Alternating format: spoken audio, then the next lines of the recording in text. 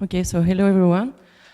First of all, I would like to thank the organizers and my supervisor for giving me the opportunity to talk today about our work, which focus on cerebral creatine deficiency syndromes and particularly creatine transporter deficiency gene therapy. So, as we all know now, creatine is a nitrogenous organic acid, which is synthesized after two reactions taking place in two different organs. So first, agate will synthesize guanidinoacetate in the kidney from L-arginine, which will then go to the liver and react with GAMT and synthesize creatine. Creatine will then go to blood flow and will be able to enter cells through a transmembrane receptor, the SLC68 transporter, which is also named CRT1.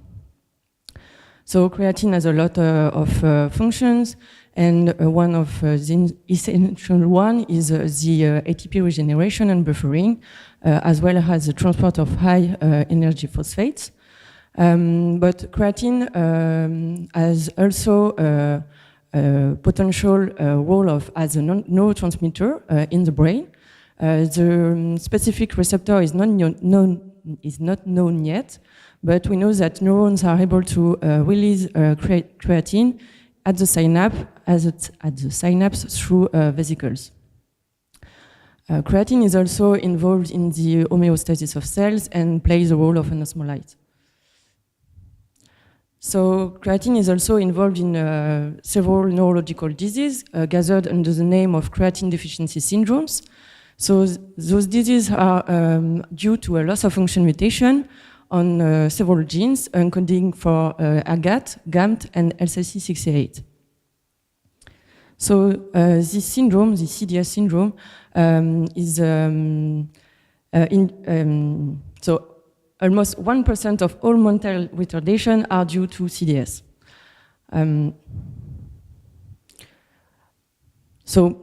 CDS induce a decrease of cerebral creatine, and this is measurable by proton MRS. So here you have some different spectrum. You have the spectrum for a control subject, a GAM deficient patient, and a SLC68 deficient patient. And you can see here the peaks of creatine, which disappear in a GAM deficient patient, in the spectrum of GAM deficient patient, and the spectrum of SLC68 deficient patient. There is several symptoms, mostly neurological, from neurodevelopmental delay, intellectual disability, retardation of acquisition of speech, behavioral trouble, looking like trouble of autism-like trouble, to movement disorder.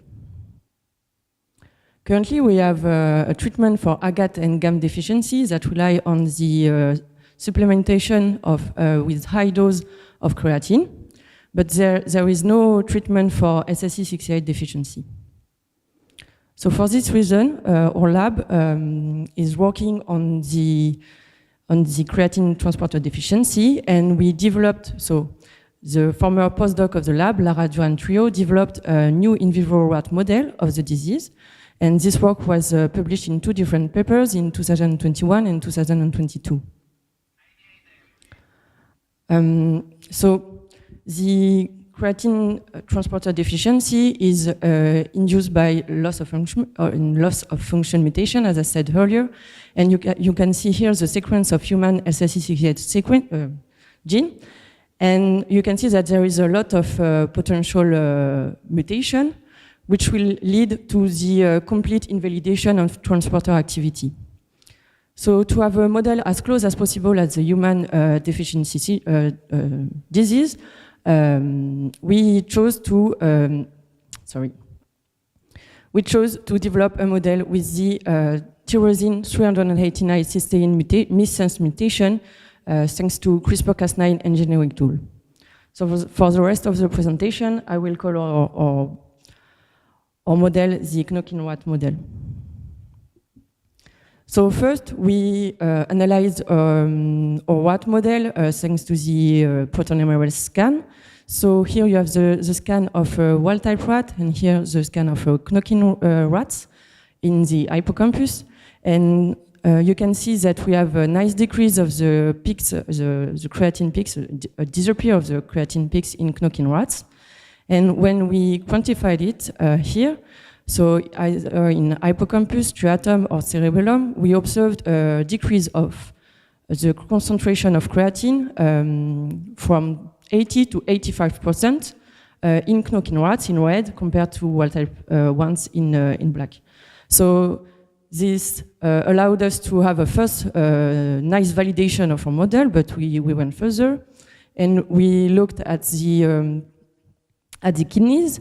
So we measured the ratios here, so creatine to creatinine ratio in urine, and guanidinoacetate to creatinine also in urine, and we observed a significant decrease of those ratios in our model compared to control rats.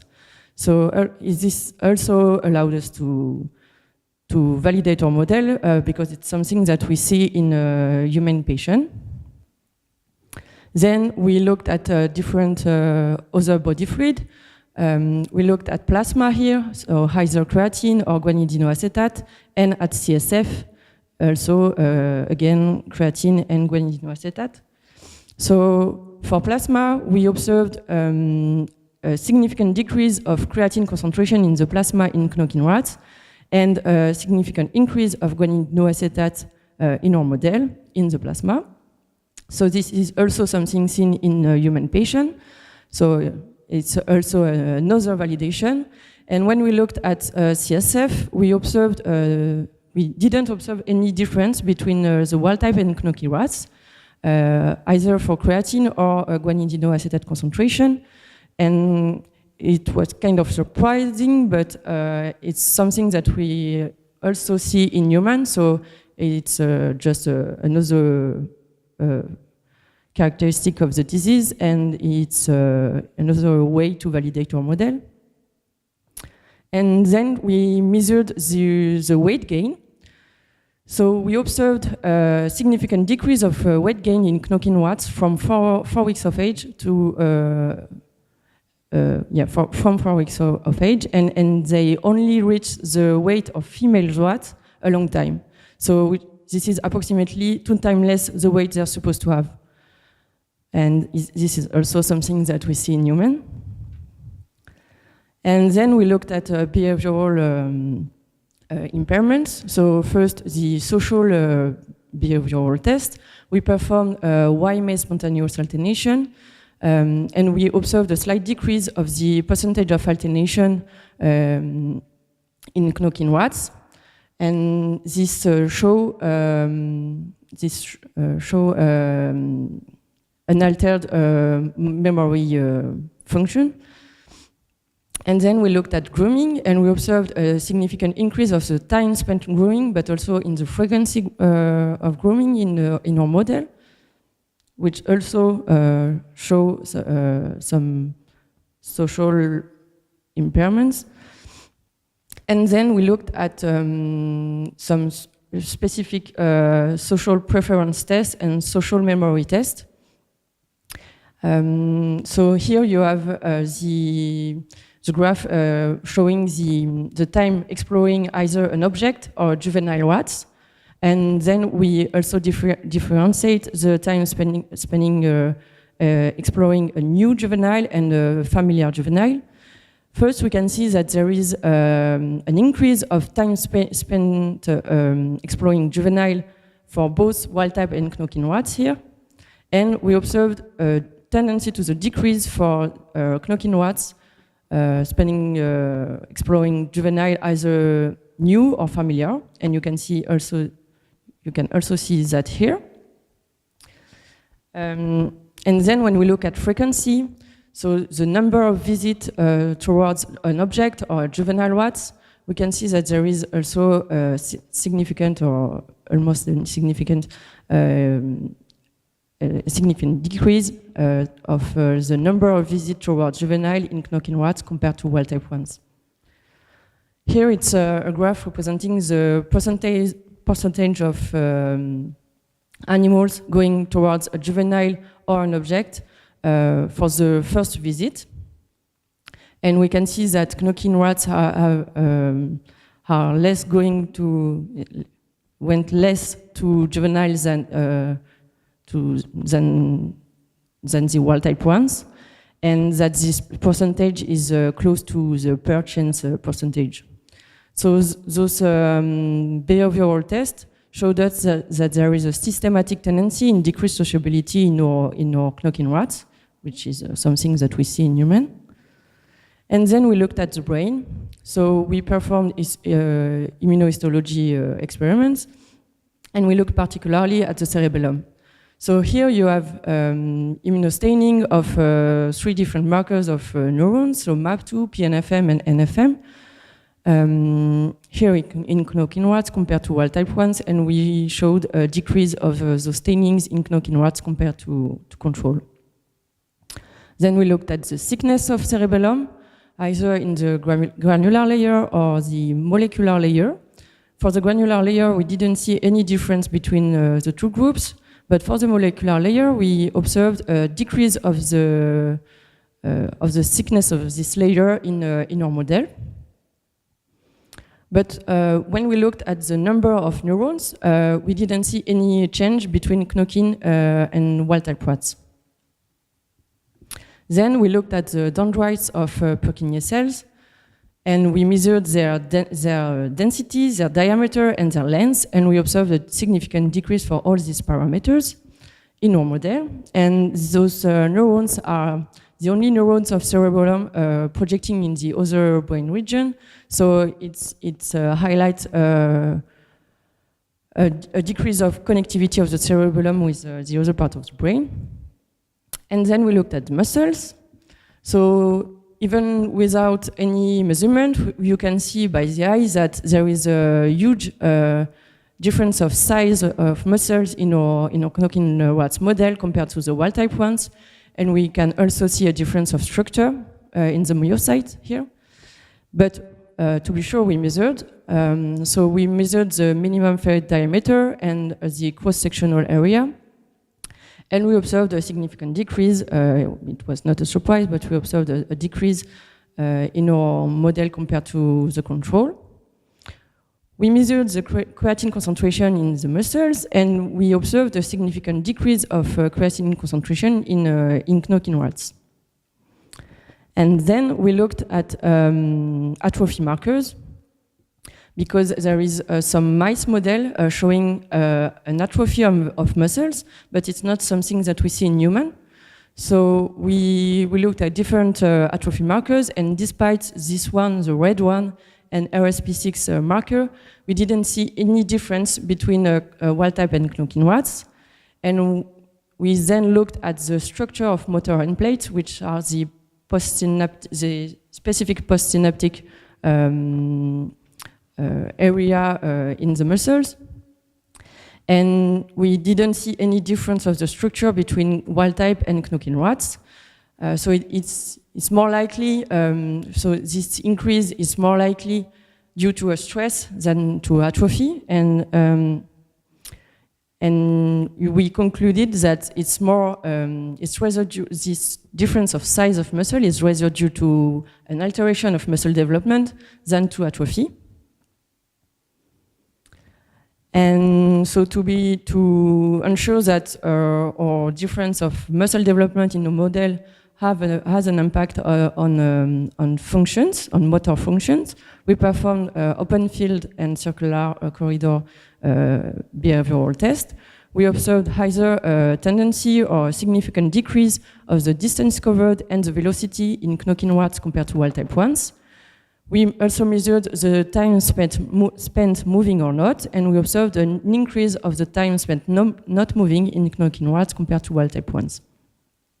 We also looked at rearing supported and unsupported, and we observed, especially for unsupported rearing, a significant decrease in the time spent rearing, in the duration of each episode of rearing, and the frequency of rearing in our model compared to the control. So we validate that our model has muscle development alteration and alteration of motor function associated. And we also looked at females. As you know, the LCC68 gene is on the X chromosome. So in human, we have a huge variability of the disease among the patients. And we looked at the model at the disease in our model. And this work is currently under revision. So first, about weight gain. We didn't observe any difference of weight gain between wild type and heterozygous rats, but we observed a significant decrease of weight gain in homozygous rats, and it's kind of obvious when you see this picture. Then we looked at the creatine to creatinine ratio in urine, and we observed a significant increase for this ratio only in homozygous rats. We didn't observe any difference between wild type and heterozygous ones. And then we also measured the creatine concentration in the brain thanks to proton-MRS scan. And here you have the spectrum, the spectra in the cerebellum. So it's example. So each spectrum is for one animal, and you can see here that the black one is for wild types, the blue ones are for heterozygous animals, and the brown-orange for homozygous ones. And you can see that there is a huge variability of creatine concentration in the brain of our animals. Here you have an animal closer to the wild-type ones, and here you have an animal closer to the homozygous ones. And this is also something seen in this graph. So it's a quantitative measurement of creatine concentration in the brain, either cerebellum or hippocampus. And we can see that there is a huge variability in our heterozygous group compared to the others. And so those analyses confirmed us that our model show a variety of creatine deficiency in the brain, as in human, and going from normal to severely deficient.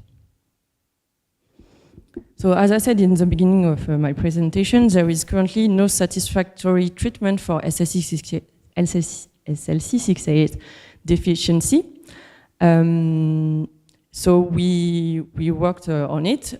So a former PhD student, Gabriela Fernandez-Pires, developed a new AAV treatment, and this work was published last year.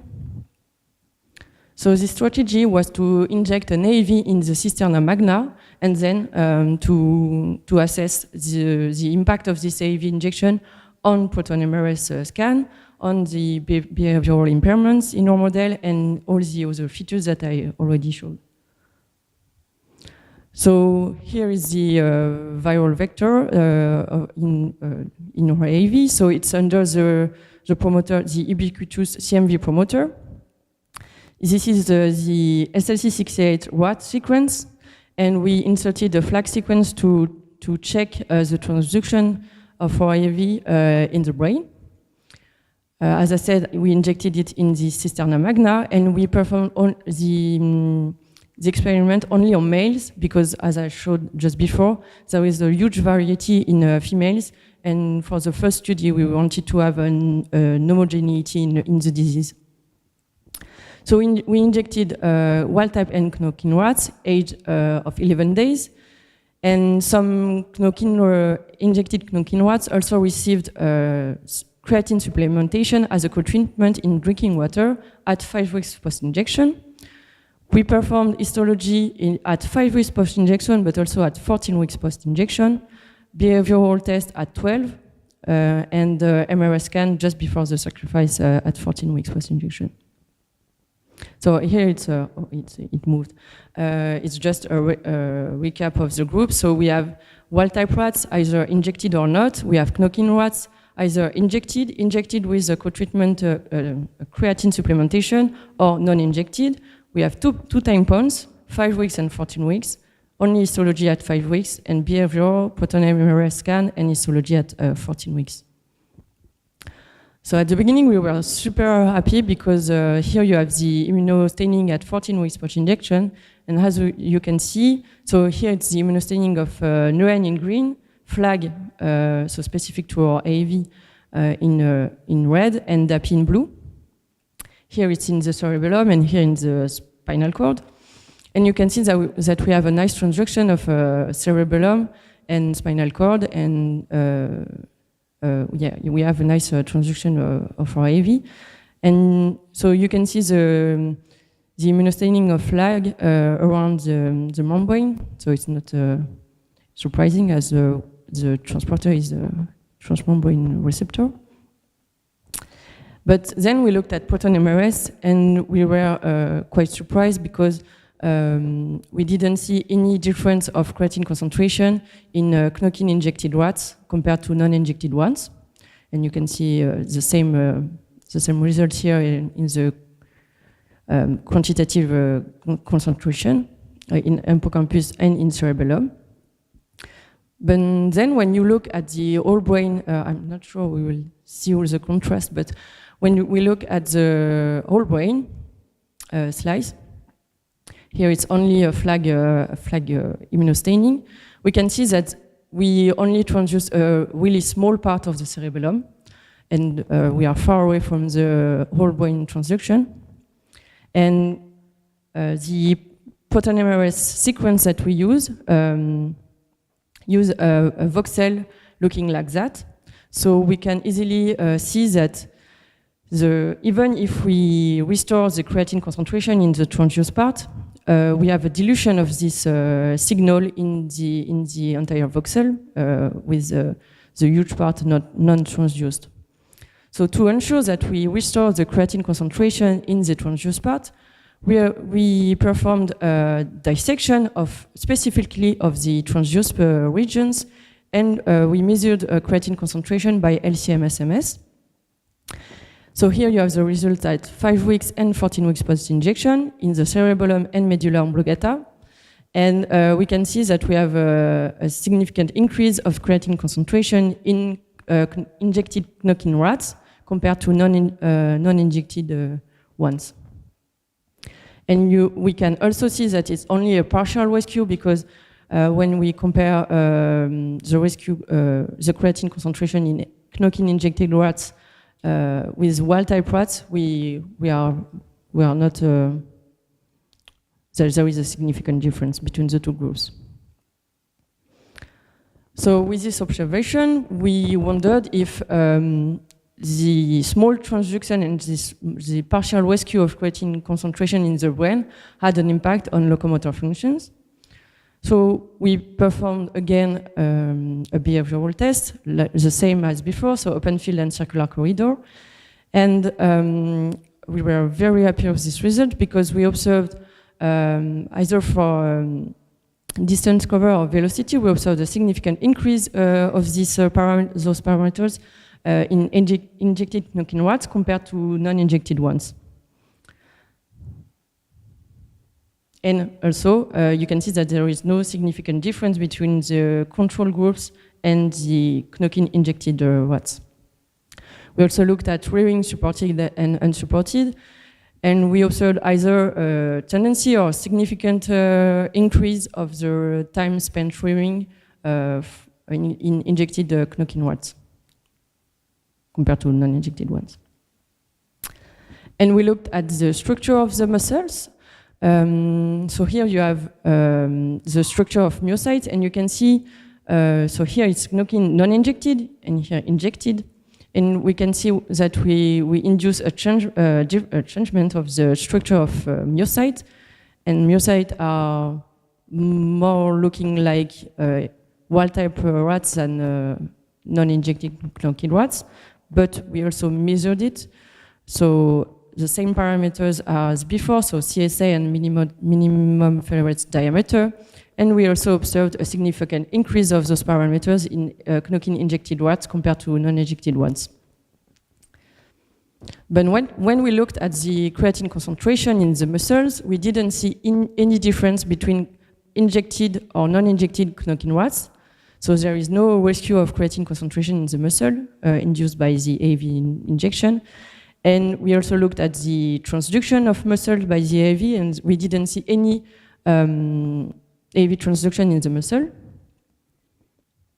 So to sum up, we developed a nice model of creatine transporter deficiency in a rat model, in which we were able to see a decrease of creatine concentration in hippocampus, striatum, and cerebellum, which induce an alteration of motor functions.